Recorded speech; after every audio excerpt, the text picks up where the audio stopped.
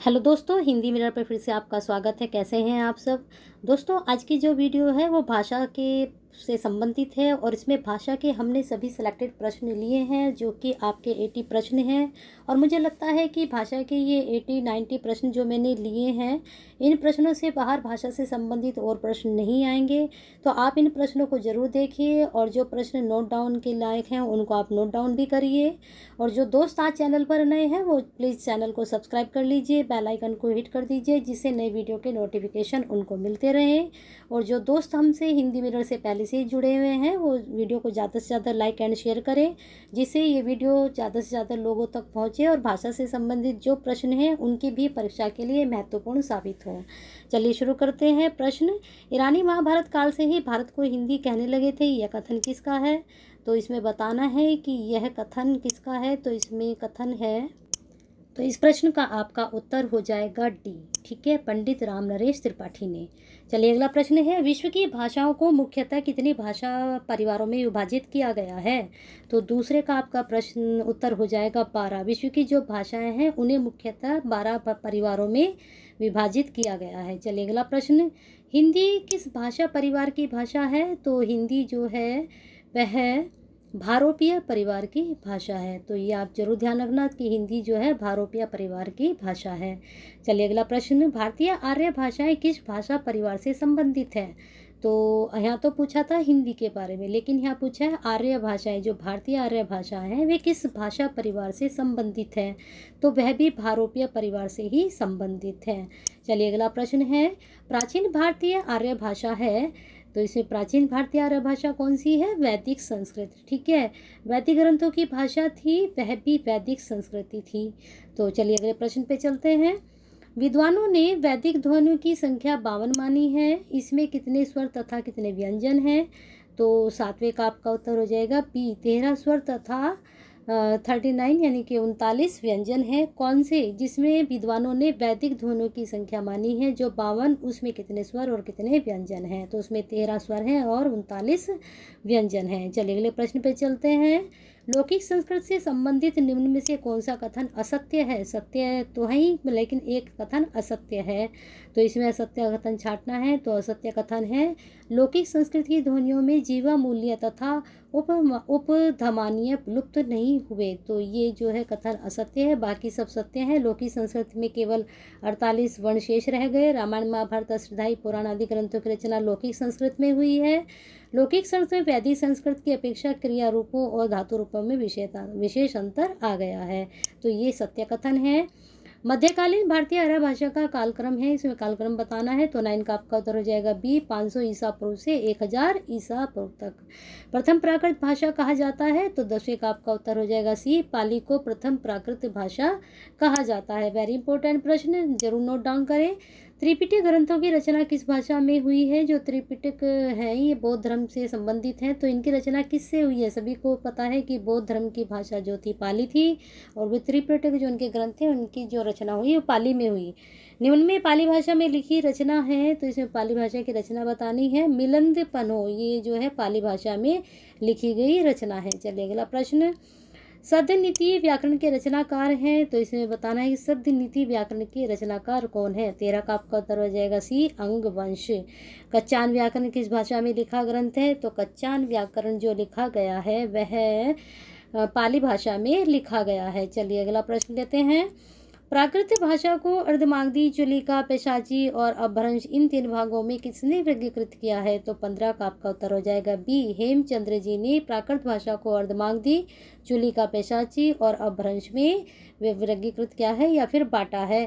अगला प्रश्न है, निम्न में से किस भाषा का संबंध मगध के मध्यवर्ती देश से था?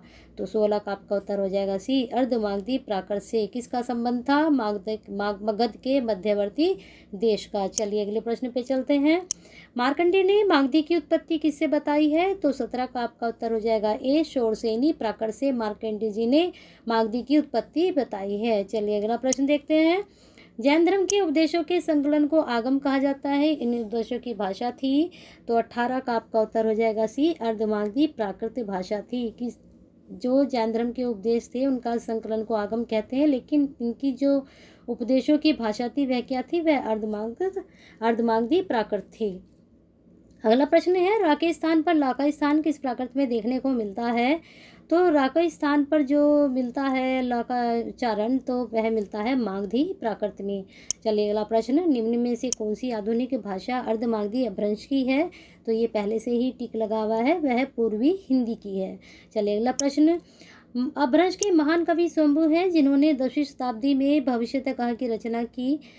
इसमें पवम चरु रिठोणी में चरु की रचना की। तो 21 का आपका उत्तर हो जाएगा बी, ये वाला सही है, बाकी ये तीनों गलत हैं। अपभ्रंश किसके बारे में? स्वयंभू जी के बारे में। चलिए अगला प्रश्न है, कौन सी भारतीय आर्य भाषा पश्चिमी गोड़ियन की भाषा नहीं है?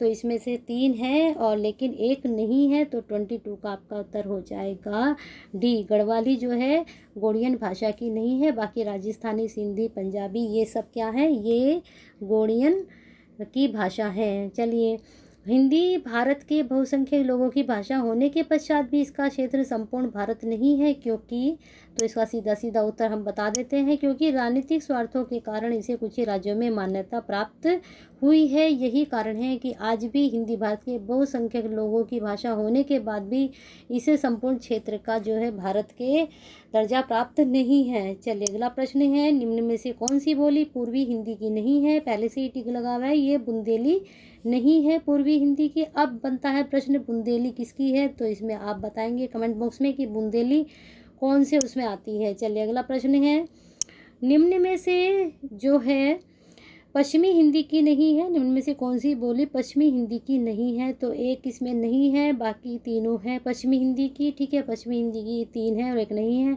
तो आपको बता दें कि जो पूर्व अवधि है ये पश्चिमी हिंदी की नहीं है, ये जो है पूर्वी हिंदी की है। ठीक है, बाकी तीनों ब्रजभाषा, कोरवी, कन्नौजी ये पश्चिमी हिंदी की है। चलिए अगले प्रश्न पे चलते हैं, बेटा घाटी जैसे द्वितीय व्यंजनों का प्रयोग किस बोली की प्रमुख विशेषता है? तो 26 का आपका उत्तर हो जाएगा डी, पश्चिमी हिंदी की खड़ी बोली, ये जो है इसकी प्रमुख विशेषताएं हैं। निम्नलिखित में से किस बोली को जॉर्ज ग्रेसन ने बांगरू नाम दिया है? तो सभी को पता है ये मोस्टली प्रश्न, इसका उत्तर है हरियाणवी को जॉर्ज ग्रेसन ने बांगरू नाम दिया है। सभी को पता है कि हरियाणवी को बांगरू बोला जाता है, लेकिन ये बहुत लोगों को कम पता है कि ये किसने नाम दिया था। तो ये जॉर्ज ग्रेसन ने नाम दिया था। अगला प्रश्न है, बुंदेलखंड क्षेत्र में बुंदेली बोली जाती है, ये बोली उत्तर प्रदेश में कहाँ बोली जाती है? तो प्रश्न बनता है कि बुंदेली बोली जाती है, लेकिन उत्तर प्रदेश में भी यह बोली जाती है, लेकिन कहाँ बोली जाती है? तो 28 का आपका उत्तर हो जाएगा डी, झांसी, उरई। चलिए अगला प्रश्न देखिए, निम्न में कन्नौजी का क्षेत्र है, कौन सा क्षेत्र है कन्नौजी का? तो ये कन्नौजी का क्षेत्र है फर्रुखाबाद और हरदोई। निम्न में राजस्थानी हिंदी की बोली है, तो आपका ये उत्तर हो जाएगा डी, ये सभी, ये राजस्थानी हिंदी की मारवाड़ी, ढूंढाड़ी, मेवाती, ये सब। ढूंढाड़ी को और क्या कहते हैं बताइए कमेंट बॉक्स में। चलिए अगला प्रश्न, चरणदास की शिष्या दयाबाई व सहजोबाई राजस्थानी हिंदी की किस बोली में रचना करती थी? बहुत अच्छा प्रश्न, नोट डाउन करें। तो 31 का आपका उत्तर हो जाएगा ए, मेवाती। अगला प्रश्न है, बिहारी हिंदी की कौन सी बोली बिहार से अधिक उत्तर प्रदेश में बोली जाती है? अभी तो हमने दूसरी भाषा के बारे में पूछा था कि बोली जाती है, अब दूसरी आ गई है, तो कौन सी बोली है जो उत्तर प्रदेश में अधिक बोली जाती है? तो 32 का आपका हो जाएगा सी, भोजपुरी। अगला प्रश्न है, निम्न में से कौन क्षेत्र मैथिली बोली के हैं? तो 33 का आपका उत्तर हो जाएगा सी, दरभंगा, शिवहर और पूर्णिया किसके हैं? मैथिली बोली के क्षेत्र हैं। अगला प्रश्न है आपका, पहाड़ी हिंदी का विकास हुआ है, बताना है इसमें पहाड़ी हिंदी का विकास किससे हुआ? खस प्राकृत से हुआ है। अगला प्रश्न है, निम्नलिखित में से किन भाषाओं को मध्यकाल में साहित्यिक भाषा का दर्जा प्राप्त था? तो 35 का आपका उत्तर हो जाएगा सी, ब्रज भाषा और अवधि को मध्यकाल में साहित्यिक भाषा का दर्जा प्राप्त था। अब ब्रज भाषा में मध्यकाल में कौन कौन से कवि आते हैं? सूरदास जी आते हैं, कबीरदास जी आते हैं, तुलसीदास जी आते हैं। तो सभी को पता है कि सूरदास जी की जो भाषा थी कौन सी थी? ब्रज भाषा। तुलसीदास जी ने रामचरितमानस लिखा, अवधी भाषा। तो मध्यकाल में ये सब कवि आते हैं। चलिए अगला प्रश्न है, दक्कनी भाषा मूलतः थी, क्या थी दक्कनी भाषा मूलतः? तो यह थी 14वीं 15वीं सदी की खड़ी बोली। ठीक है, दक्कनी भाषा खड़ी बोली थी 14वीं 15वीं सदी में। अगला प्रश्न है, निम्न रचनाओं में से किसमें हिंदुस्तानी शब्द का उल्लेख हुआ है? तो हिंदुस्तानी शब्द का उल्लेख तजुके बाबरी में हुआ है। तजुके बाबरी किसके द्वारा लिखी गई बताइए कमेंट बॉक्स में। अगला प्रश्न है, मानक भाषा मुख्यतः होती है, तो 39 का आपका उत्तर हो जाएगा ए, जो परिनिष्ठित, शुद्ध व मार्जित हो। मार्जित का मतलब होता है सुधरा हुआ रूप, ठीक है। भाषा मुख्यतः क्या होती है, जो परिनिष्ठित होती है, जो स्थापित कर दी जाती है, तो वह क्या होती है, वह सुधरी हुई भाषा होती है। चलिए अगला प्रश्न देखिए, कौन से अनुच्छेद में हिंदी की संघीय राजभाषा देवनागरी को लिपि के रूप में मान्यता मिली? तो 40 का आपका उत्तर हो जाएगा ए, अनुच्छेद 343 को राजभाषा व देवनागरी लिपि के रूप में मान्यता मिली है। अगला प्रश्न है, 8वीं अनुसूची में 92 संशोधन द्वारा किस भाषा की सम्मिलित किया गया है? तो 41 का आपका हो जाएगा डी, ये सभी 8वीं अनुसूची में 92 संशोधन द्वारा, ये दो प्रश्न एक साथ ही आपको पता चल रहे हैं कि 8वीं अनुसूची में कौन कौन सी है और संशोधन कौन सा हुआ है। संथाली आई, डोंगरी आई, मैथिली आई। बहुत ही इंपॉर्टेंट प्रश्न है, जरूर नोट करें, ये भी नोट डाउन करें, ठीक है। अगला प्रश्न है, देवनागरी लिपि है किस तरह की है देवनागरी लिपि, इसमें बताना है। तो 42 का आपका हो जाएगा सी, अक्षरात्मक। देवनागरी लिपि कैसी है? अक्षरात्मक लिपि है। अगला प्रश्न है, देवनागरी लिपि है, ये प्रश्न रिपीट हो चुका है। चलिए आगे चलते हैं। शोरशनी अपभ्रंश अर्थात अभट्ट मध्य देश के अतिरिक्त बंगाल आदि प्रदेशों में भी काव्य भाषा के रूप में प्रयुक्त होती रही, यह कथन किसका है? बहुत ही इंपॉर्टेंट प्रश्न है, नोट डाउन जरूर करें, ठीक है। तो बताना है, इसमें बताइए। तो 43 का आपका उत्तर हो जाएगा डी, डॉक्टर सुनीति कुमार चटर्जी। अगला प्रश्न है, पाली भाषा मुख्यतः इन स्थानों में प्रचलित थी, कहाँ पर प्रचलित थी? तो बताइए। तो कलिंग और कौशल में प्रसिद्ध थी। और जो है 44 का आपका हो जाएगा मगध और उज्जैनी, यानी कि 1 और 2, ठीक है। अगला प्रश्न है, शोरसेनी नाटकों के गद्य भाग की भाषा थी। शोरसेनी जो नाटक लिखे गए उनमें गद्य भाग की भाषा कौन सी थी? यह विचार किसका है? तो यह विचार बताया है 45 में डी, 45 में सॉरी ए, ठीक है, जॉर्ज ग्रियर्सन ने ये कहा है आपके कि जो शोरसेनी नाटकों के गद्य भाग की भाषा थी वह जो है जॉर्ज ग्रियर्सन का ये विचार है। चलिए अगले प्रश्न पे चलते हैं। उर्दू का जन्म दिल्ली और आगरा में नहीं बल्कि दक्षिणी भारत में हुआ, इस कथन में सहमति कौन रखते हैं? तो 46 का आपका उत्तर हो जाएगा डी, राहुल सांकृत्यायन।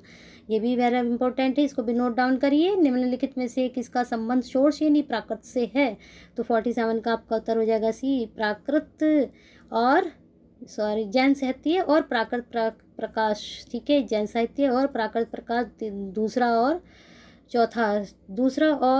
47 का आपका सी है, तो यहाँ पर ये तीसरा नहीं चौथा होगा, आनंद सुंदरी, जैन साहित्य और आनंद सुंदरी। चलिए अगले प्रश्न पे चलते हैं। बांगरू ये बताने हैं, ये बोली हैं, इधर क्षेत्र हैं, तो इसको मैच करना है, तो आपको बताना है। तो इसमें आपका उत्तर हो जाएगा 48 का आपका उत्तर है डी। मिनट इसको ऊपर कर लेते हैं थोड़ा सा, यहाँ पर हम मैच करेंगे। ये है 5 4 3 2।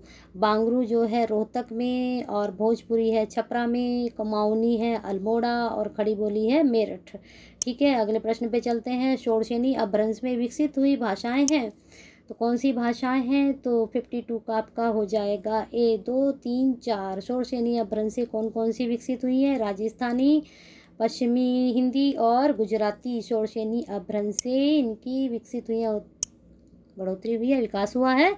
निम्न में से कौन से युगम सही हैं? तो इसमें युगम देखना है। तो 53 का आपका उत्तर हो जाएगा बी, लौकिक संस्कृत, मध्यकालीन भारतीय आर्य भाषा। और सॉरी, ये जो आपका है दूसरा नहीं, 1 मिनट, 53 का आपका उत्तर हो जाएगा बी। तो इसमें है 1 3 4, यानी कि लहंदा, पाली और मध्य पहाड़ी, यानी कि लहंदा आधुनिक भारतीय आर्य भाषा, मध्य पाली मध्यकालीन भारतीय आर्य भाषा, और मध्य पहाड़ी आधुनिक भारतीय आर्य भाषा। तो ये 1 3 4 आपका उत्तर सही है। चलिए अगले प्रश्न पे चलते हैं। कालक्रम के अनुसार निम्नलिखित भाषाओं का सही अनुक्रम है। तो 54 का आपका उत्तर हो जाएगा सी, संस्कृत, पाली, प्राकृत और अपभ्रंश, ये सही अनुक्रम है। पहले संस्कृत आई, फिर पाली, फिर प्राकृत, फिर अपभ्रंश। चलिए अगले प्रश्न पे चलते हैं। साहित्य रचना के आधार पर कालक्रम के अनुसार निम्नलिखित भाषाओं बोलियों का सही अनुक्रम बताना है। तो 56 का आपका उत्तर हो जाएगा बी, अपभ्रंश भाषा, अवधि और खड़ी बोली। चलिए अगले प्रश्न पे चलते हैं। यहाँ पर फिर से ये सुमेलित करना है, इधर आधुनिक भाषाएं, इधर क्षेत्रीय रूप है, ठीक है, कौन सा है तो इसमें बताना है। तो आपका इसका उत्तर हो जाएगा 58 का बी, 3 4 1 5। तो असमिया है, शोरसेनी, राजस्थानी, 1 मिनट, ये यहाँ पर भी थोड़ा मिस्टेक हो गई, असमिया है इसमें, एक मिनट, आपका ये उत्तर इसमें है 58 में, 58 का आपका उत्तर बैठा है बी, 3413। तो असमिया मागधी में और राजस्थानी शोरसेनी में, लहंदा है ब्राजड़ पैशाची और पूर्वी हिंदी आपकी है अर्ध मागधी। ठीक है, ये वाला सही मैचिंग है, इसको जरूर देख लेना। अगला प्रश्न है काव्य भाषा, इधर रचनाओं के नाम हैं, तो इसमें इधर काव्य भाषा इधर रचना के नाम है, इसको बताना है आपको। तो इसमें आपका, इसको थोड़ा ऊपर करते हैं, तो इसमें आपका उत्तर हो जाएगा ए। अपभ्रंश में क्या है, शार्वकाचार। लौकिक संस्कृत में क्या है, महाभारत। खड़ी बोली में क्या है, कामायनी। और ब्रज भाषा में क्या है, सुजान सागर। चलिए अगले प्रश्न पे चलते हैं। इधर बोली है इधर क्षेत्र है, ये मैच करना है, तो 62 का आपका हो जाएगा सी। ठीक है, 2 5 4 1। तो बुंदेली में झांसी, अवधी में लखीमपुर खीरी फैजाबाद, और मारवाड़ी में किशनगढ़ और सिरोही। ब्रजभाषा में आगरा और मथुरा। चलिए अगले प्रश्न पे चलते हैं। निम्नलिखित में से कौन सा युगम सही नहीं है, तो बताइए। तो 65 का आपका उत्तर हो जाएगा सी, राजस्थानी हिंदी ब्राजड़ अपभ्रंशा बाकी सही है। पश्चिमी हिंदी पूर्वी हिंदी ये सब सही है, इसमें आती है। पहाड़ी हिंदी खसमें। राजस्थानी हिंदी किस में आती है बताइए कमेंट बॉक्स में। चलिए अगले प्रश्न में चलते हैं। बोली और क्षेत्र, बोली और क्षेत्र ले लिए गए हैं, यहाँ पर बताना है, तो इसका आपका उत्तर हो जाएगा ए। ठीक है, 5 4 3 2 1। गढ़वाली जो है वो टिहरी में है, कुमाऊनी है बागेश्वर में, अवधी है अयोध्या में, और भोजपुरी है वाराणसी में। ठीक है, चलिए अगले प्रश्न पे चलते हैं। बोली है क्षेत्र है, फिर से मैचिंग है यहाँ पर, तो इसका आपका उत्तर हो जाएगा सी। ठीक है, 3 4 1 2। तो हड़ौती है राजस्थान, बघेली है मध्य प्रदेश, गढ़वाली है उत्तराखंड, और कन्नौजी है उत्तर प्रदेश। चलिए अगले प्रश्न पे चलते हैं। इधर क्षेत्र है, फिर से बोली आ गई है, क्योंकि प्रश्न अधिकतर इसी तरह के आते हैं, तो इसका आपका उत्तर हो जाएगा डी, 4 3 2 1। इसको आप मैच कर लेना, ये मैं आपको बता रही हूँ, इसमें आपको डी को मैच करना। चलो कर देते हैं। झांसी है बुंदेली, रोहतक है हरियाणवी, सीतापुर में अवधी, और बलिया जो है वो बुंदेली। ठीक है, चलिए अगले प्रश्न पे चलते हैं। अगला प्रश्न है आपका, फिर से यहाँ पर सुमेलित करना है क्षेत्र और बोली को, तो इसमें आपका उत्तर हो जाएगा बी। बी में मैच देख लेते हैं, 4 3 2 1। ठीक है, मधुबनी मैथिली, नैनीताल जो है कुमाऊनी, भीलवाड़ा मेवाड़ी, और झालावाड़ जो है वो हड़ौती। चलिए अगले प्रश्न पे चलते हैं। फिर से मैचिंग कहा गया है क्षेत्र और बोली यहाँ पर भी, तो 74 का आपका उत्तर हो जाएगा बी। 4 4 3 2 1। तो इंदौर है आपका है, मालवी हमीरपुर है, बुंदेली हरदोई है, कन्नौजी, और पिथौरागढ़ है कुमाऊनी। चलिए अगले प्रश्न पे चलते हैं। यहाँ पर सत्य कथन, सत्य बताना है कौन से है, कौन सा कथन सत्य है। 4 यहाँ पर कथन दिए गए हैं, यहाँ पर ऑप्शन है, इसे बताने कौन कौन से कथन सत्य हैं। तो सीधा सीधा इसका उत्तर देखते हैं। तो 78 का आपका उत्तर हो गया है डी। ठीक है, तो 1 3 4 इसके सही हैं, 1 3 4 तीसरा भी सही है, चौथा भी सही है, और पहला भी सही है। ठीक है, चलिए अगले प्रश्न पे चलते हैं। इनमें से कौन सी बोली बिहारी हिंदी वर्ग में नहीं आती है, तो जो पूर्वी हिंदी में जो है छत्तीसगढ़ी जो है वो बिहारी हिंदी में नहीं आती है, बाकी मैथिली मगही और भोजपुरी बिहारी हिंदी के वर्ग में आती हैं। फिर से यहाँ पर मिलान करने के लिए आ गया है, इधर जो है भाषा है बोली है, और इधर जो है ये क्षेत्र दिए गए हैं, इसको मैच करना है। तो यहाँ पर मैचिंग दिया हुआ है आंसर 3 1 4 2। ठीक है, पश्चिमी पहाड़ी कहाँ पर है, शिमला में।